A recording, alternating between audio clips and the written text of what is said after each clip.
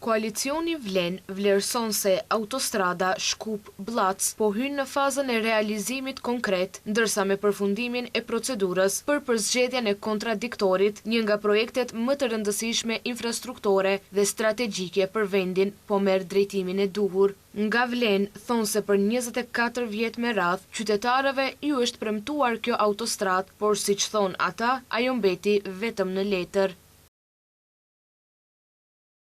Ky nuk është vetëm një investim në asfalt dhe beton, është një investim në lidhjen strategjike me Kosovën, në zhvillimin ekonomik, në qarkullim më të shpejtë të njerëzve dhe mallrave dhe në krijimin e mundësive të reja për bizneset dhe qytetarët.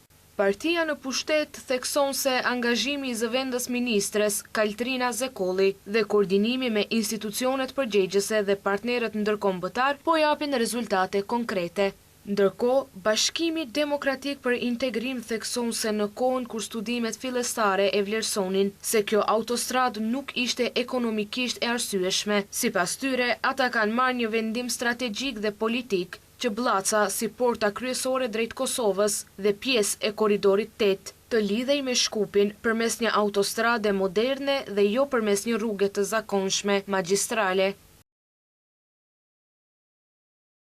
Një nga vendimet më të rëndësishme ishte ndërtimi i 2 kilometrave të para të autostradës. Ky segment nuk u realizua rastësisht, por si një garanci strategjike që projekti të mos mund të ndryshojë më vonë në një rrugë magjistrale. Pikërisht, këto 2 kilometra e bën praktikisht të pamundur devijimin e konceptit e fillestar.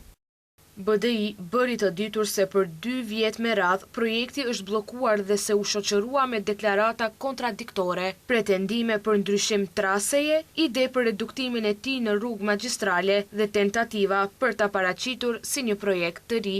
Po ashtu, sipas BDI-s, janë shpenzuar edhe rreth 8.850.000 denar për analiza dhe ndryshime, vetëm që në fund të riktheheshin te zgjidhja e përgatitur nga ata.